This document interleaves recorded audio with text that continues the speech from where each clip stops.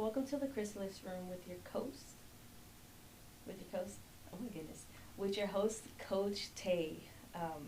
The title of our episode today is Leaving Survival, the Beginning of Becoming. I want you to let that sit for a little bit. Just for a little bit, think about, what does that mean? Leaving survival, the beginning of becoming.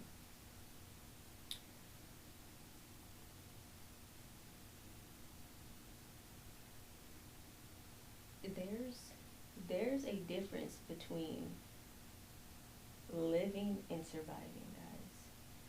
Most of us, we've learned to function in chaos. So much so that we forgot how to live in peace. And survival mode served its purpose. It done what, or it has done what it was designed to do. And many of us, it has become so regular, so normal for us that we reside there. But the thing is, survival mode was never meant to be your permanent place of residence. It was supposed to move on at some point. And hopefully this episode will help you get ready to pack some bags, okay? We gotta get out of survival mode. And I did get a little bit ahead of myself. Okay, Titty, we're gonna pause. So 2 minutes in, that's not how there's like stuff in my eyes. So this episode we can keep going, but we're gonna cut up to 2 minutes out. Okay. And absolutely you.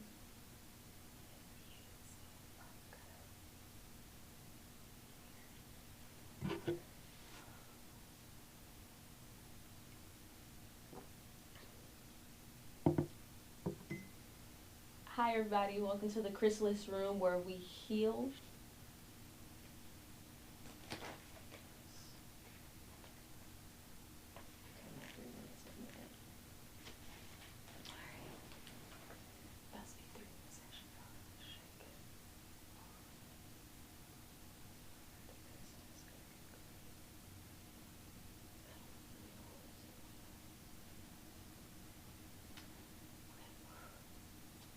Hi guys, welcome to the Chrysalis Room where we heal, become, and we thrive.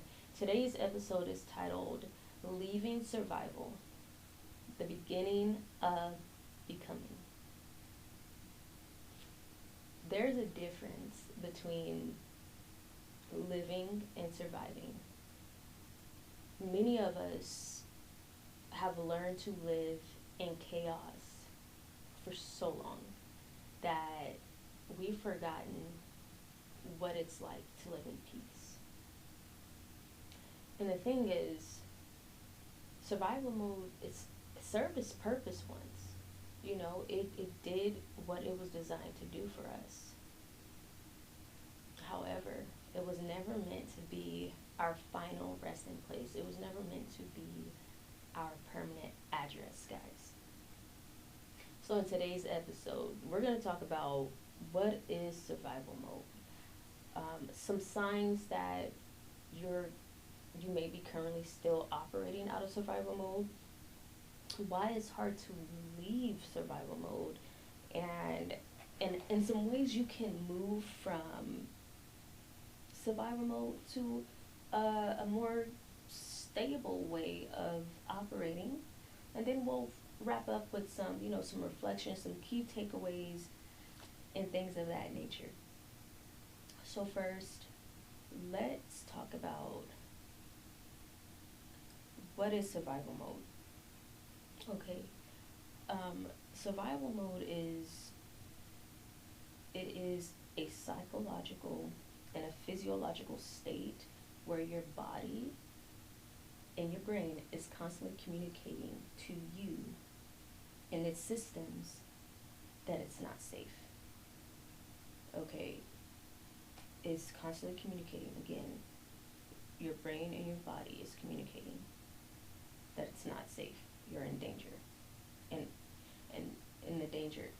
is near. That is essentially what being in survival mode is. Okay. And oftentimes we associate survival mode with trauma, which is very valid.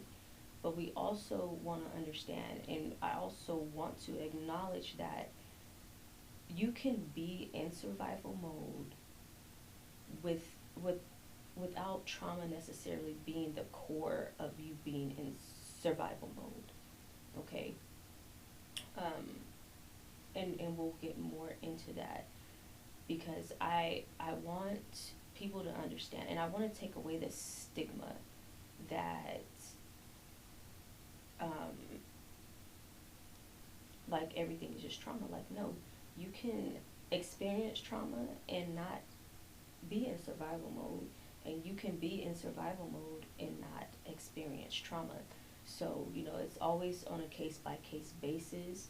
I just don't want any of you to overgeneralize certain things because we have a tendency as in human beings to overgeneralize certain concepts, especially when we may not know as much as we can know about them. Okay, so circling back to survival mode is not just about trauma. Trauma can be a very real, and can be a very major part of some of us that are in active survival mode. Our trauma is a big root of it.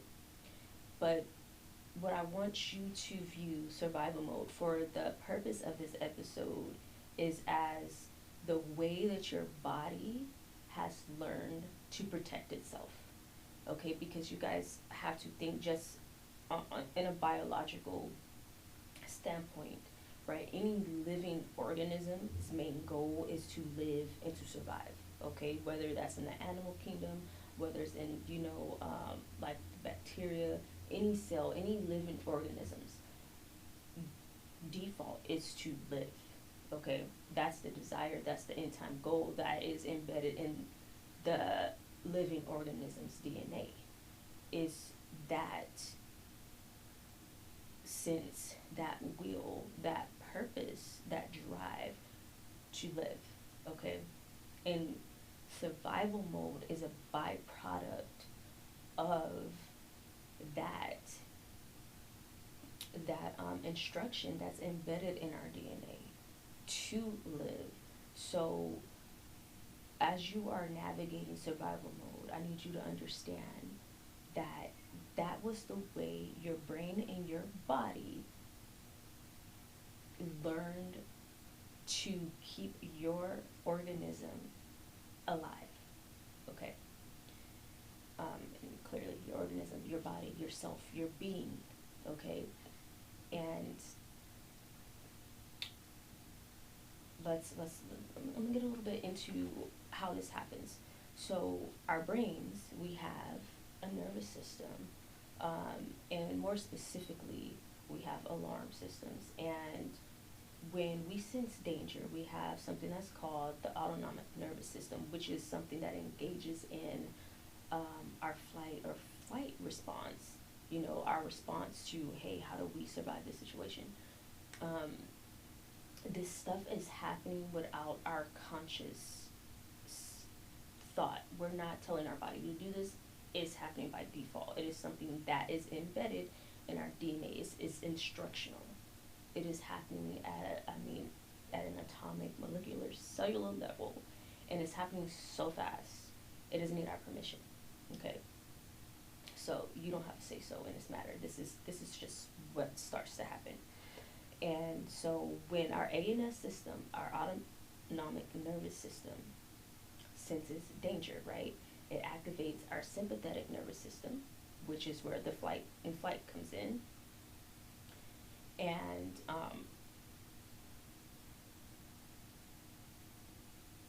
we engage, or we either run, we fight. And I'm going to talk more about what these different mechanisms are.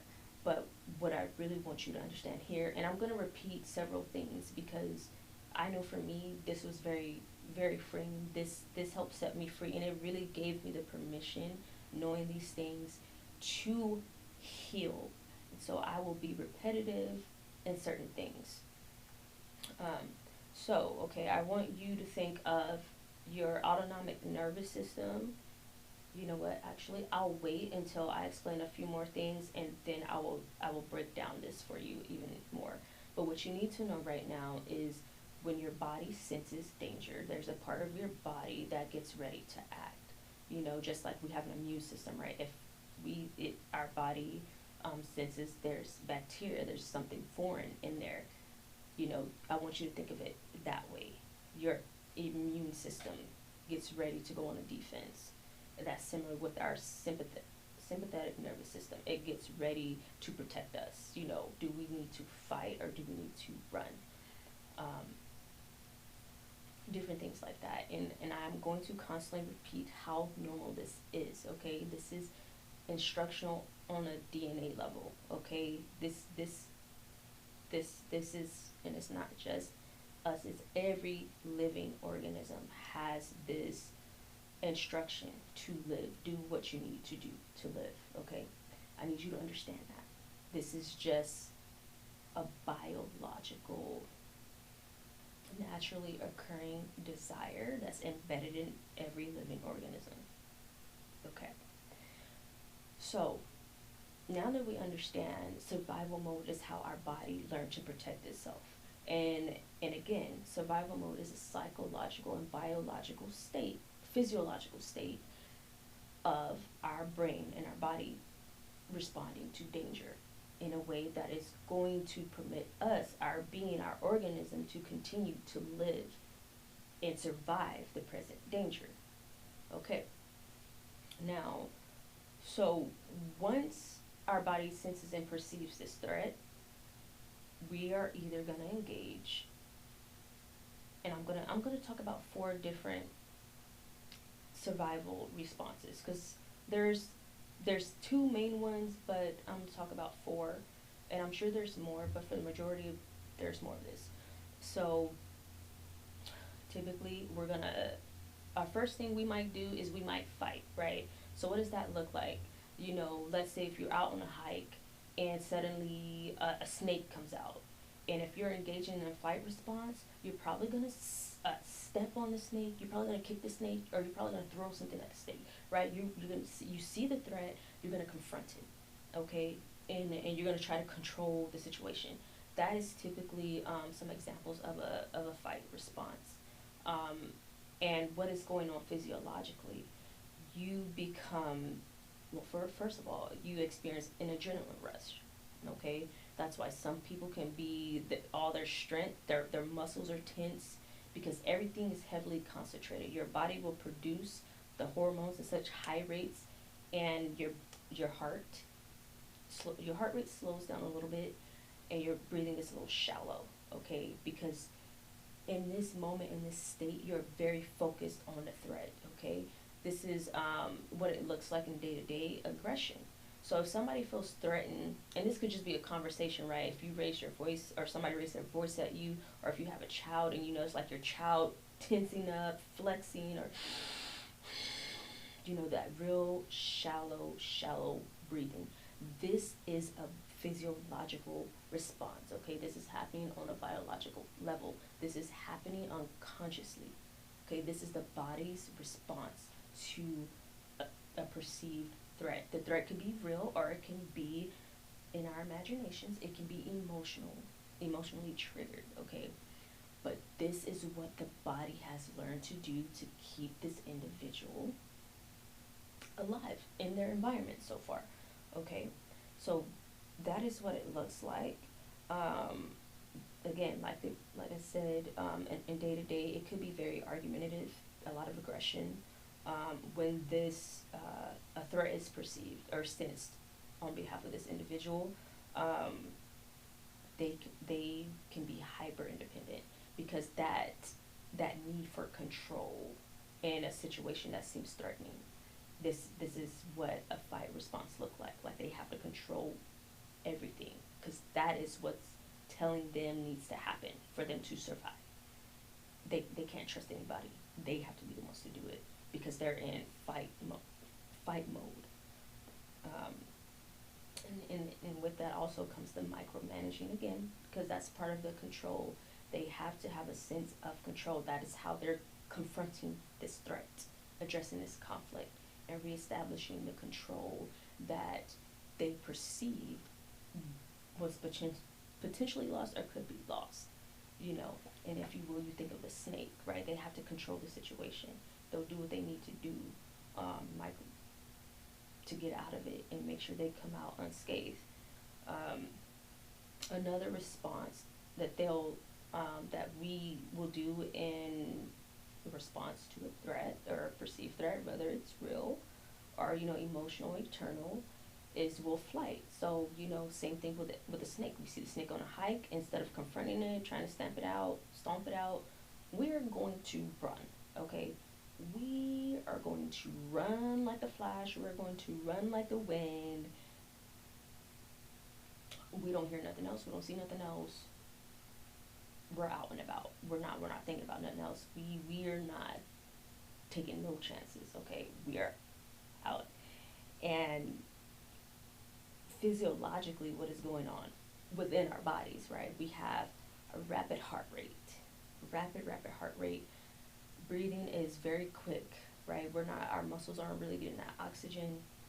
We're about to be hyperventilating. Typically, people that are experience a flight response have panic attacks, have high levels of anxiety attacks, because that is a flight response. Okay, so if you've ever experienced things like that, you can maybe understand why, like, your body is doing what it's doing, because you perceive a threat and your body is saying you need to get out of here. This is not safe. You need to get out of here, right?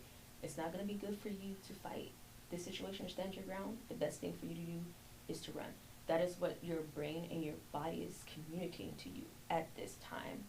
And again, it may not be just a physical threat, the snake's in front of you, or here comes the bear.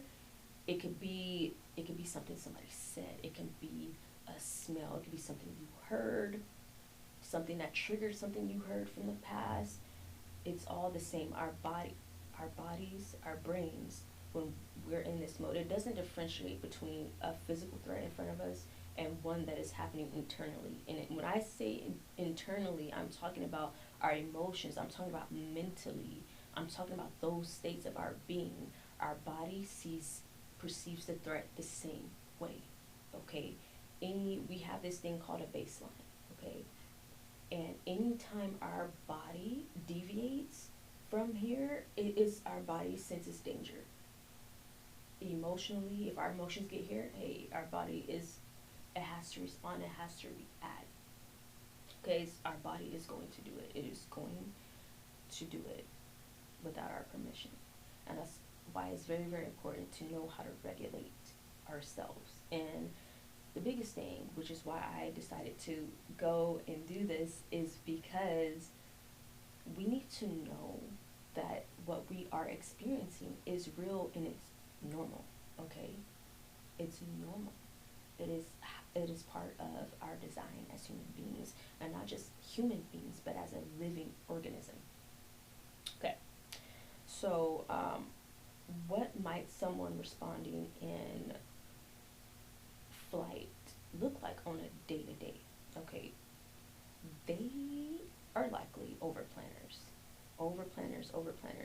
because not only are they escaping a situation, but they also want to avoid situations. So they will overplan, because escape and avoidance have the same function. It's fear. Okay, there's an underlying fear. And I also want to clarify that there is a difference between avoidance and escape, because sometimes we kind of just interchange the two, but they're not the same things. You escape something that's present. Okay, if you're gonna avoid something, you're not even trying to allow to have a presence at all. That's the difference between the two. So for example, if I want to avoid getting rained on, I'm going to check the weather app. I'm going to bring my umbrella, because I want to avoid the whole situation. Okay. However, let's say I didn't do any of that. And so I went on about my day, suddenly it starts raining. Okay, I don't want to get wet. So to escape the rain, I might just walk back in the house, or if I'm out and about, I'm gonna find something that's gonna shelter me from the rain. That's escape. You're in the presence of whatever you're trying to get away from. Okay. Avoid. You're never putting yourself in that situation. You're doing everything that you can to prevent that situation from happening to you. Okay. So over planning plays a role in that. When you're in flight mode, you're trying to avoid.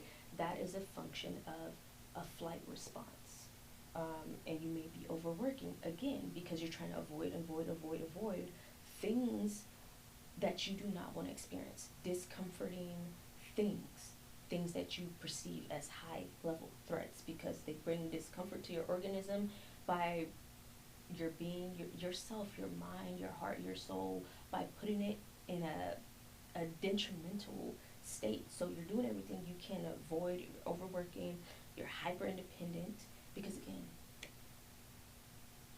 you don't want to ask anybody nothing, you don't want to give anybody the chance to let you down because that letting down also makes you want to escape because betrayal is hard. Nobody wants to be there. So I don't want to give anybody that chance, the control, or the power to put me in a state where now I have to, I want to escape the discomfort that comes along with that. And then you also, I'm so sorry, you're not hyper independent. Sorry.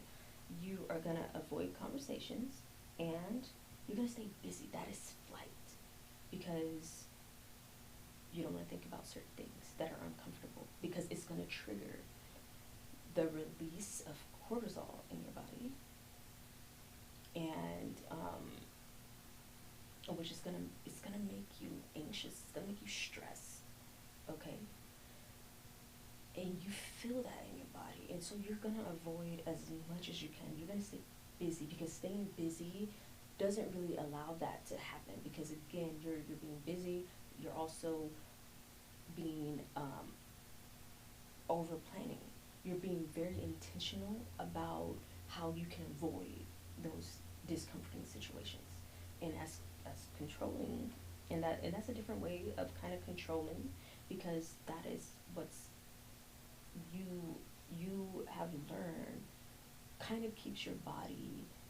I won't say neutral because it's not neutral, but it doesn't spike up your emotional state and stuff. So it kind of keeps it at a steady state and not all this.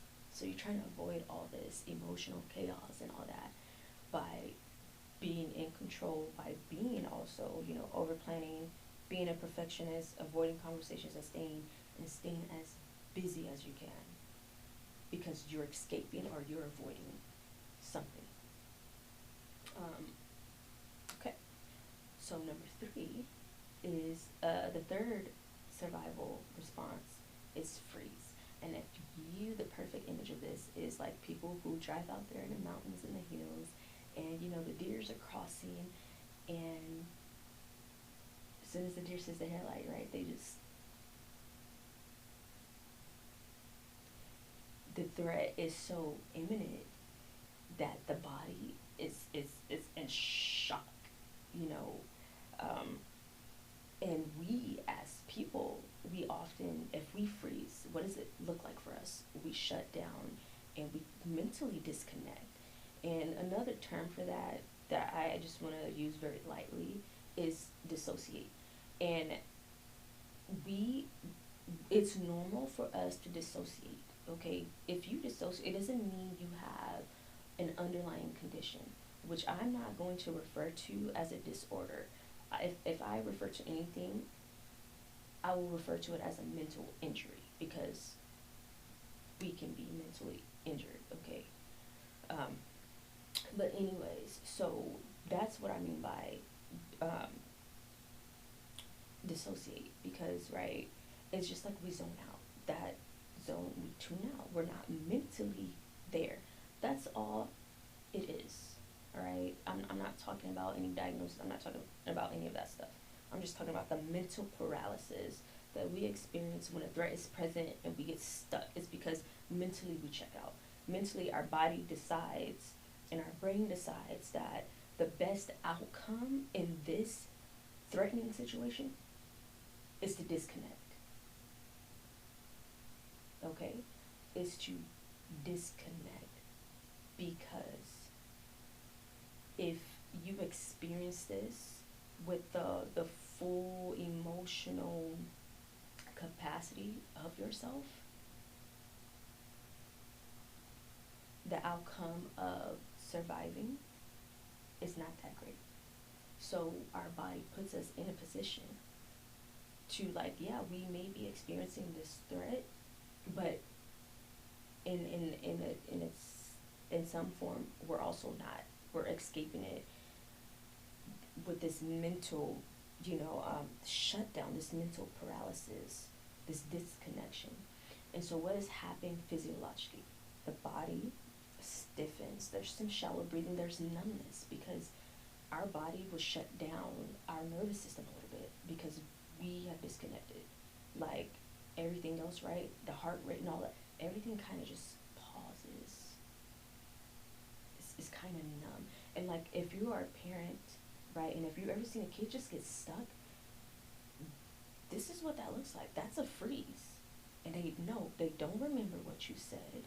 They literally didn't hear anything that you said, because for them, that's how intense the threat was for them. That's how afraid they were. And it may not even be a real threat, but because internally there's a belief that they know the outcome, they shut down because they know it's coming. And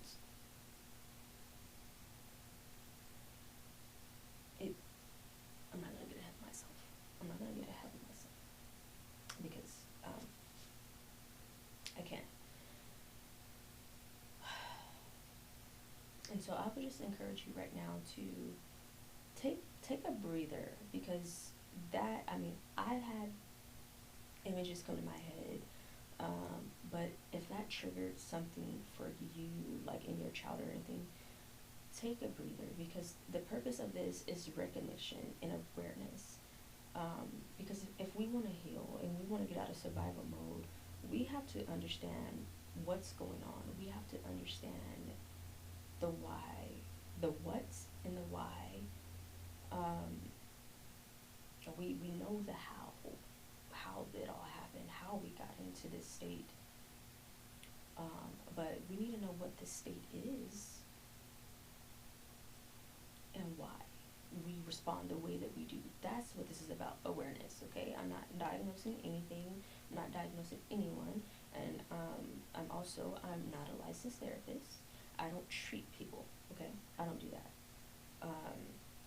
Because I don't believe, and I'm not saying that therapists do that, I just don't believe people are broken, that they need to be fixed.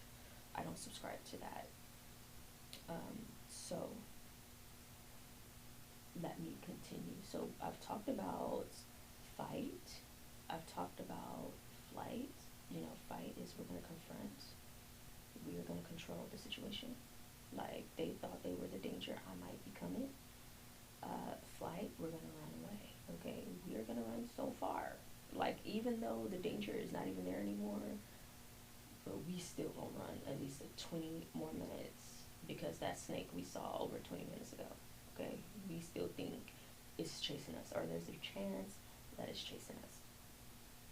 Freeze, we're the deer in the headlights when things happen, even in the workplace, different things like that. Like we just shut down, we just check out, we go completely blank. And a more practical way as well is for, if you're a college student or a high school student and you're doing all of this studying, because like you feel threatened about, the threat is not passing this test, the threat of not passing this test. And, and you're doing good, you feel great. But as soon as that test is on your desk, or as soon as, you click and you start the test, the threat of you failing, that perceived threat of you failing, it makes you freeze, okay? And you shut down, and you don't remember any of the answers. You don't remember anything you studied. Why? Because you just experienced a freeze response, okay? Which is no, and again, it has that had nothing to do with trauma. That was just how you responded to this perceived threat of failing this test. You forgot everything that you studied. But clearly, when the test is done and it's no longer, that's not the threat, the perceived threat is it's gone. Suddenly, you remember everything. That is how that happens, okay? And oftentimes as well, like in our day-to-day lives, procrastination is a big part of freeze, because it's the same thing, right? You start working on stuff, soon as you perceive a certain level of discomfort coming along, you want to evade that. You want to remove yourself from it, and you'll say, I'll do that later. I will do that later. I will do that later. And or same thing, you'll zone out. Okay, you kind of zone out, like, we see this when we're trying to have conversations with certain people, that they check out. Are they zone out? Depending on the conversation, let's not overgeneralize. Okay, let's not overgeneralize, but like serious conversations and different things of that nature, you can see that. Especially uncomfortable conversations that needed to be had, somebody is freezing. And what you can take that as is, this person senses a threat. And this is why the awareness that I'm trying to bring to everyone is so we can be aware and understand the reality, the eternal reality that someone else may be experiencing. And I mean, just have enough awareness to be able to acknowledge that. And I'll talk a little bit more about that later. So the fourth one that I'm going to talk about is called fawning. And so what does fawning look like? It just really looks like people pleasing, okay? In the face of danger, I'm going to become whoever and whatever it is that I needed to become to survive whatever this is, okay? People pleasing, like, just need I say more, and we have all of those people in our personal lives. Sometimes we will associate that person with not being authentic, with being fake and different, and I'm not saying that all of these things and those behaviors are acceptable, but I'm just saying if they maybe have had trauma, or they are in survival mode, or, I mean, because some people, they do that without survival mode being a factor. Some people are just like that, but that's a different discussion for a different time. But I'm talking about for people who are in survival mode, when they feel threatened, they, we see it in movies, right? Especially like the military or the boss. When somebody could fire you and you feel like you're going to get fired, you might play both sides. Because you want to be whoever you need to be to make sure your place is secure. And that can be a survival mechanism. And I just want people to think of, like, just being mindful of what has this person, or what are the possibilities that this person has likely endured some things that their body learned that this was the optimal way for you to survive. Okay, we have to think of it in that way. This was how their body responded to their environments. Like, that is literally, even on a physiological or biological level, way that this person's DNA has become wired to respond. Okay, some of these things, like I said, they become so innate in us, we are not aware. Okay, we are not aware of this. Okay, we can even come to know, but knowing is one thing, but when your body begins its cycle, how much you know doesn't really hold against what your body cycles through and what you experience. And so when people fawn, physiologically, they will have the oxytocin and a cortisol imbalance. And these oxytocin and cortisol, they're hormones. Okay, they are neurotransmitters. They're chemicals in our bodies. And oxytocin is typically, it's our bonding hormone, typically, that is, you know, produced at higher levels when a mother is nursing, it's just giving birth. It's the bonding, it's the connections, it's the relational hormone, that's released when we are, bonded with people. Um, and cortisol is our stress hormone. And if you think about people pleasing, it's out of whack. There's, and it's a mix and it's confusing, but it's survival mode. So these people also have higher levels of anxiety because they have to move quick. They don't know who to be, how to be, but they're gonna figure it out so they can feel safe. Um, and so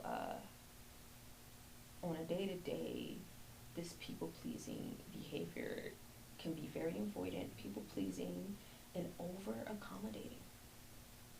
Over accommodating. One thing that I want to mention right here is I know sometimes we can feel annoyed with individuals that exhibit some of these characteristics, whether they're in survival mode or not. But in the chance that they could be, I just want to like highlight that the response, the triggering response could be rejection. It could be fear of abandonment that leads to this fawning, okay? That stems. Um, so there are roots behind some of these responses because you got to think again. It's how the brain and the body has learned to respond to the environment to keep the individual, to keep ourselves alive. And that's a big part of it. It's learned.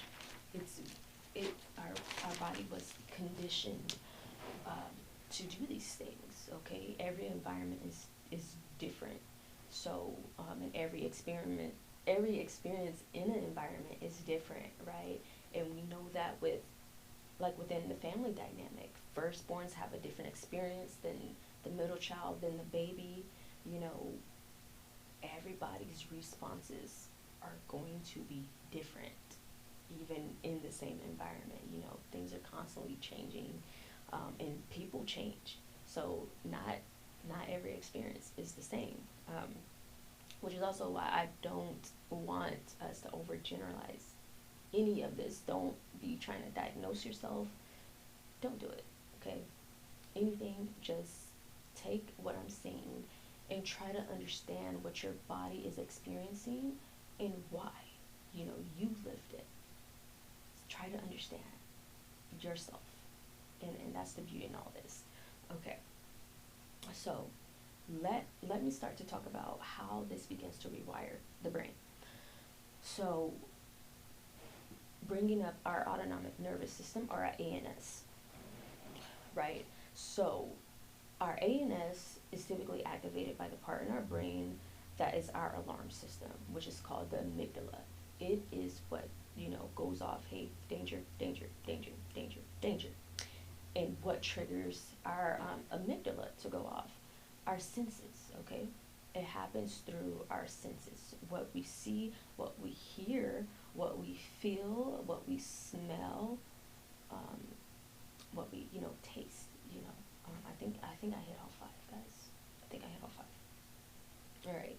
So our body is, again, without our permission, this stuff is happening on an unconscious level. It's happening autonomically. It's happening automatically.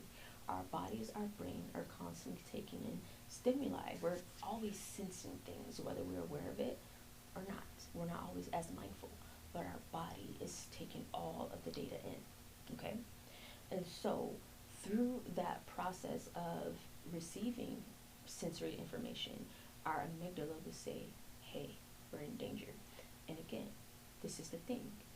Whether the danger is physically in front of us or mentally, right? We can hear something somebody said replaying in our head. We can see an event replaying in our head. That is still sensory input, guys. And so even if we see this, and I guess let me do you one better. Like when you go watch a scary movie, even though it's not a real threat, but your sensory information, and that's why you will jump, that's why you will scream, because your survival mode, or not even, we're not even in survival mode, but just your alarm system is open, it's activated. There's danger, hey, there's danger, danger, danger, even though physically it's not real danger, but your body is still processing it through the senses as danger. Okay. And when you're in survival mode for a prolonged period of time, your amygdala will continue to signal that this danger is present even when you're safe, just like in the movie. Okay? Just like watching a scary movie, even though you're safe, it is telling you you're in danger. But this is happening all the time. It doesn't cut off. But the movie's off, you're still in danger. You may never see anything like that ever again. But when you're in survival mode, that system, everything is a danger. It becomes hyperactive. And so, as a result of this hyperactivity, we have this part of our brain right here in the front that's called the prefrontal cortex, okay? And our prefrontal cortex is the part of our brain where we engage in our highest thinking, our ability to plan, to be logic, to be critical, to evaluate. That happens in the prefrontal cortex, to be logical, rational. Because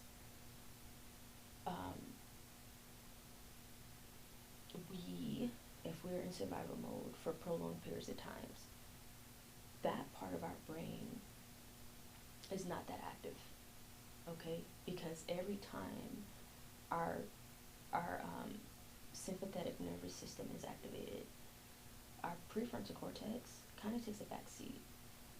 Because when you're in danger, think about it. If this bear is coming at you, you don't have time to critically analyze and evaluate and reflect on this situation.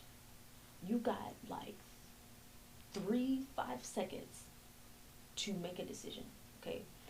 So our brain in those threatening situations will let our prefrontal cortex, go to sleep, okay? And it explains why like the freeze and the fawning happens, because there's no thinking that goes along when our body perceives a threat, okay? And especially when it's being evaluated and considered as a very active threat, okay? The thinking and the reflection and the calculating, it's not happening, because we need to respond, and we need to respond now, okay?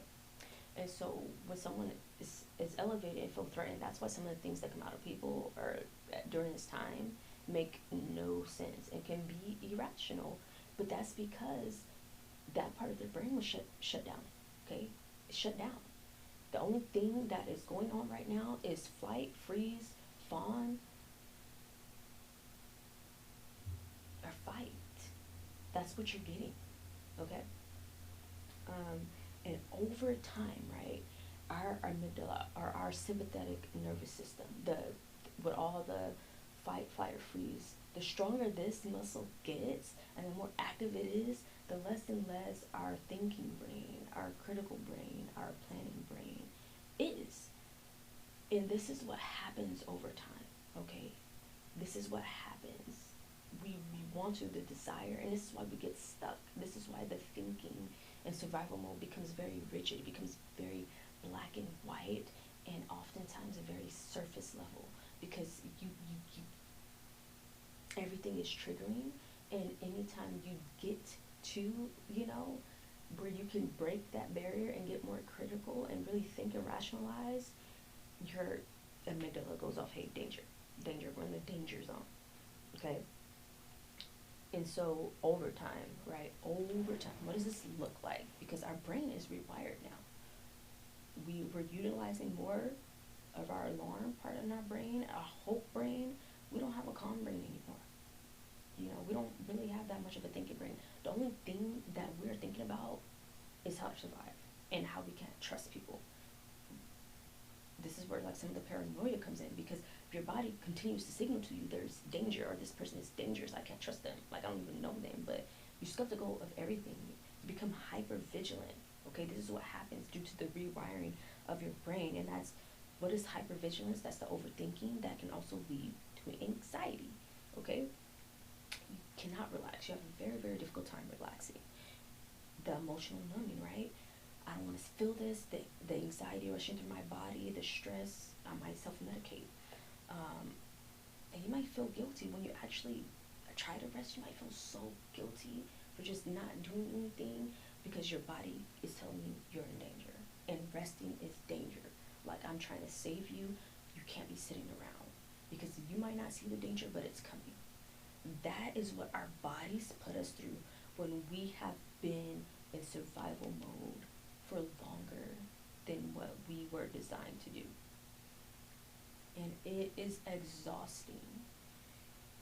It's exhausting on so many levels. And many of us who understand this, we don't understand what calm feels like, because it becomes a foreign entity to us. You know, it becomes like an alien that we don't comprehend it anymore.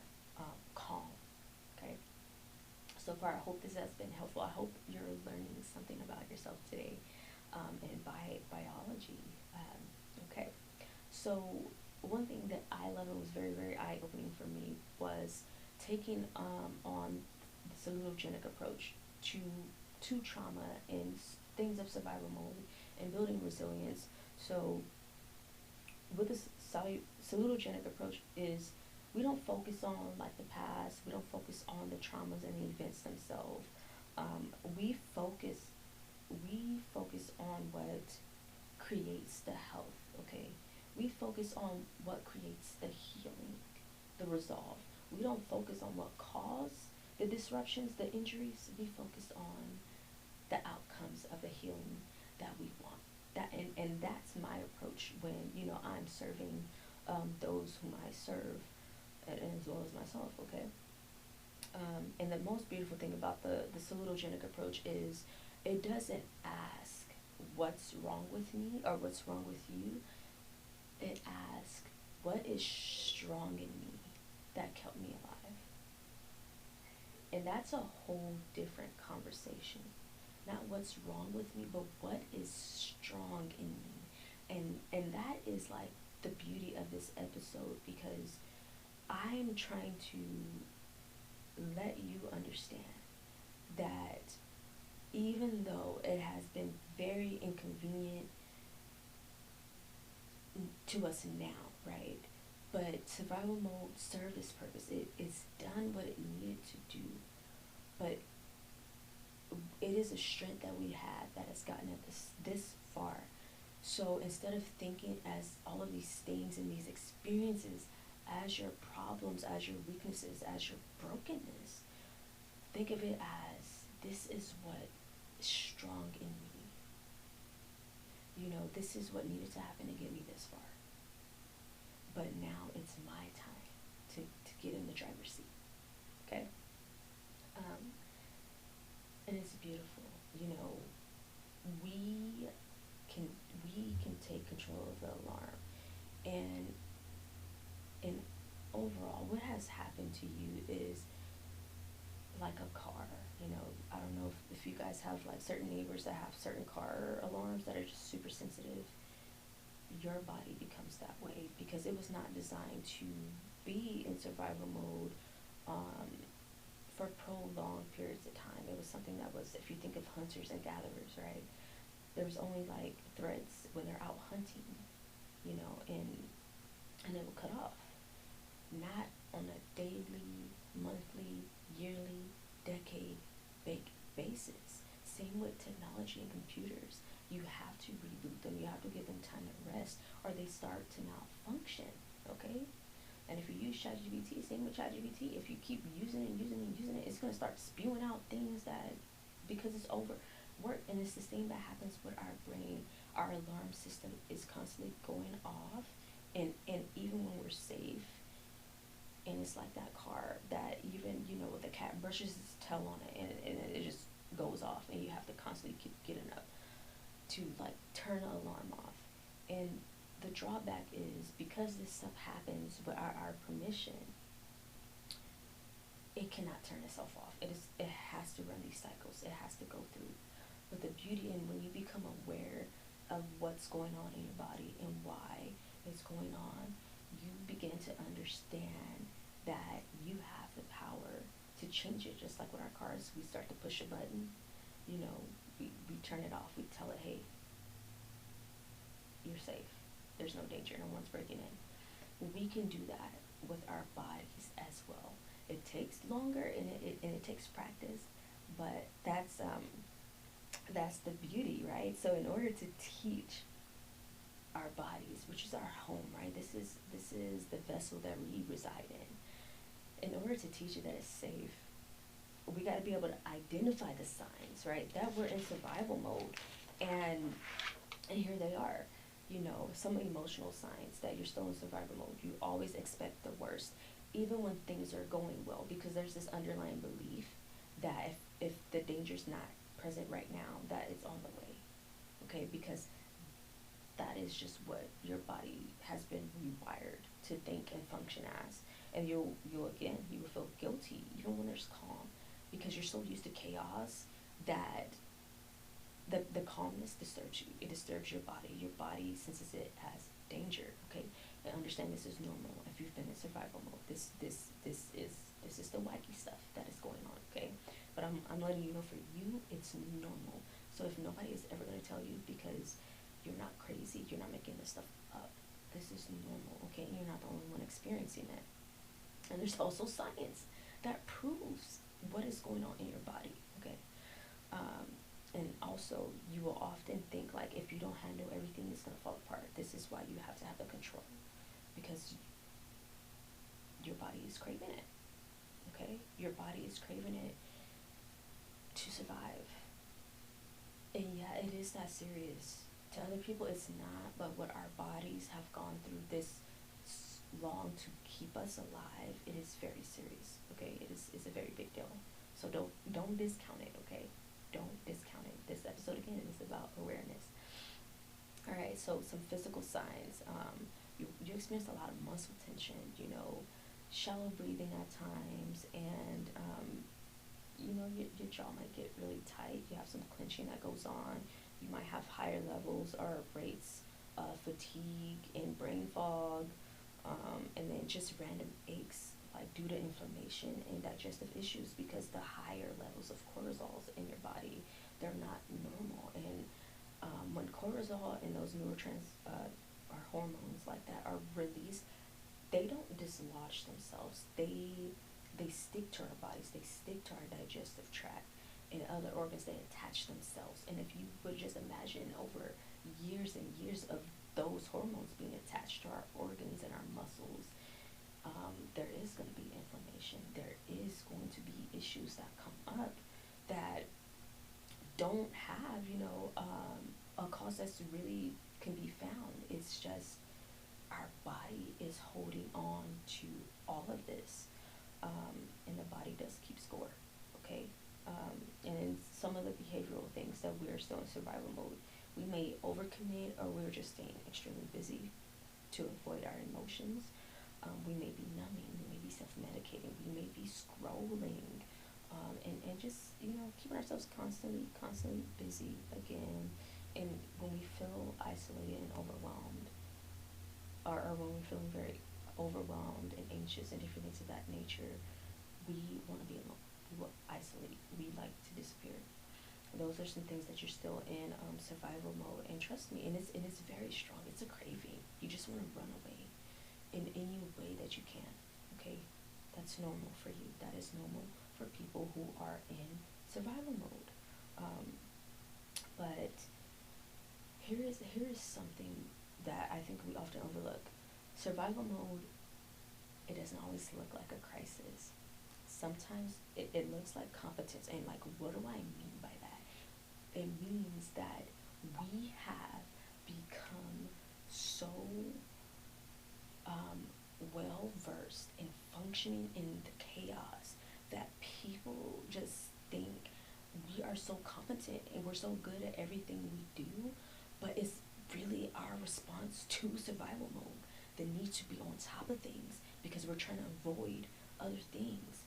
The need to be in control, the things that we're craving make us look like we are in control of our lives and we got everything together, when really we're just operating out of survival mode, when really we just want peace, really we just want to be still, really we just want to breathe,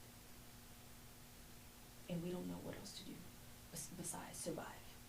That's how we have learned to survive so far, and that's all we're still doing. Because calm and being still in peace, it gives us too much anxiety. It's too foreign. It's not comfortable. It's not comfortable.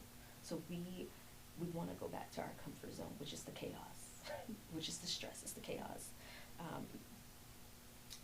And as severe as that anxiety and exhaustion is, it's not the only reason we remain in survival mode. You know, we are not, the reasons we stay in survival mode is because we're not emotionally regulated. And it's because as soon as we try to regulate our bodies, our brain is telling us that we're in danger. It's dangerous.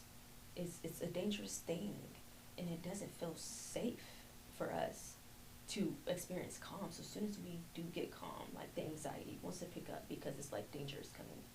You know, like you can't enjoy this state for too long because then you're gonna have to suit up. You know, and it's a never-ending cycle, and that is why it's just so exhausting. And our body, again, it remembers what our mind tries to forget. Okay, we got these hormones everywhere, and again, like trauma, like I said, when our alarm system and things go off, is through sensory input, is through sensory information, and trauma within our bodies is stored as sensory information. It's stored as sensation, and that's why when it's triggered, certain sounds, certain smells, we have these physiological responses. That's why we start to remember and we relive all of these things, because it's sensory. It is sensory, and it's very, very real for us, and those of us experiencing this. It's torment. Is what it is, honestly. And another reason we stay in survival mode is because, again, and I've said this before, but I'm gonna say it again, the healing is so unfamiliar. It's so unfamiliar. And it's like some people who, when they're getting injected with a cure, like their body rejects it. Like it's completely foreign. It's same for us. Like our brain rejects it because it doesn't know healing. It doesn't know calm. It doesn't know peace. And so it fights. It resists. It resists it. It's not normal for our bodies. It's not normal, and it's not predictable. Okay, and oh goodness, guys. But the beauty in it all, in all the chaos, is that, again, we can learn to teach our bodies to recognize safety. We can do that. And we can dismantle, you know, all of the chaos. We can flip the script, and that's what's so beautiful. We can change these things. So I'm gonna talk about a few little things about moving from survival mode to stability. So some things that we can help, just like regulate. I mean, breathing helps me.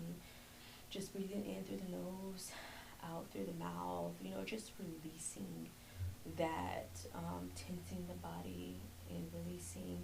One thing that I really like to do is grounding. You know, just looking around and like you're safe, like no one's yelling at you, no one's threatening you. There's no, you know, there's none of that going on. So I have to, I try get in the driver's seat and allow my brain to experience sensory wise that there is not a threat here, and give it permission to calm down. And something that's kind of new for me is like, it's like 5, 4, 3, 2, 1. Like maybe identify 5 things you see, you know, a few things you hear, some things you can touch, some things you can smell. You know, that can be very helpful too. And because we have this superpower, guys. I'm gonna leave you guys with this superpower, along with the emotional regulatory exercises that we can do. Our brain has neuroplasticity. And what does that mean? That means that even though our brain got a, not our brain, but some of these systems, our alarm systems in our body got a little wonky for a while, we can rewire it. The rewiring that was done, we can rewire that we're wiring, okay? And that is so beautiful because we can reteach our brain, and that is something that God had created for us by divine design. That, like they like to say, you can't teach a dog old tricks or new tricks or whatever. Our brain, you can teach our brain anything. Our brain is constantly making new connections, and that's why they say like certain parts of your brain you don't use, you lose, because we need those, the firings, to happen, the neurotransmitters and things like that, to continue to fire and to continue to grow and make new connections to different things. So our brain can do that if we can coach it, we can condition it to relearn what safety is and to be able to recognize it. So I'm sorry, it's just very, very exciting. Okay, so just know that, and understand, like, you learn to survive. Now we're gonna learn how to live, right? We're gonna learn how to thrive, and it's beautiful, and that's what this season is about.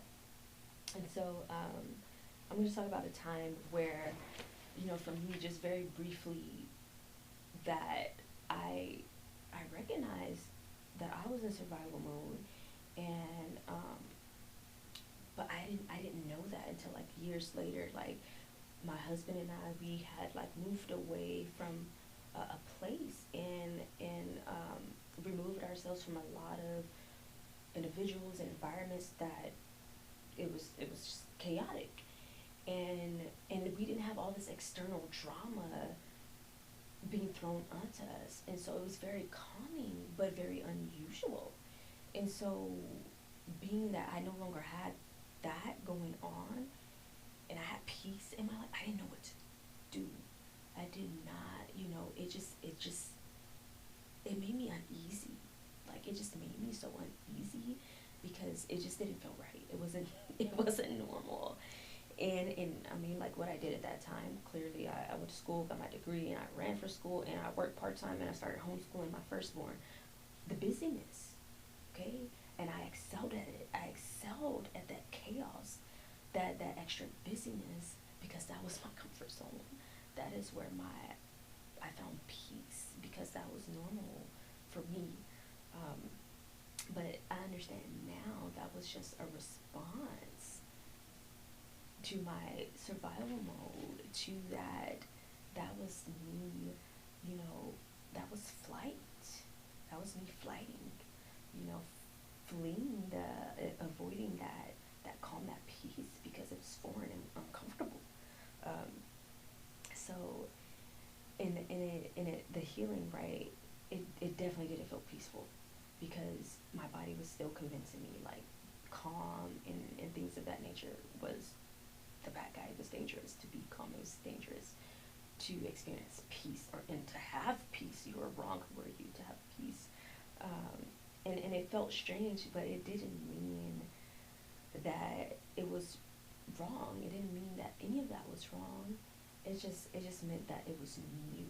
So that newness of the calmness, that foreign entity, the peace, it was just new, and it was foreign at the time, and it took me a while to accept it, and allow myself to experience it again. And the biggest takeaways that I want you guys to have is, I want you to think about, like, what part of you still believes the danger is near. Like, trying to recognize what is setting you off, and what sense is attached to that. Just being a little bit more aware, okay? And also, just kind of try to imagine, what would it look like to live in safety? What does safety look like for you? And not just externally, but internally. less panic attacks, less adrenaline, less cortisol, you know, a fully functioning digestive tract without any digestive issues. My thyroid is functioning well. You know, my muscles can relax. Um, Figure out what that looks like for you.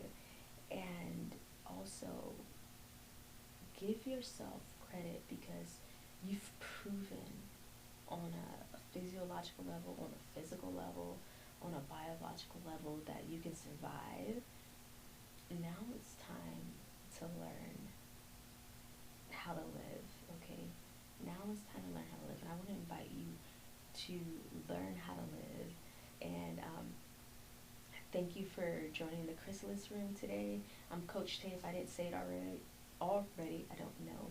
But if anything in this video has resonated with you, if you have any questions, feel free to, you can email us, you can send a text message, and we'll see how we can get your questions answered and share. Help support the channel with sharing. We are new here, but share with others so that they can heal, because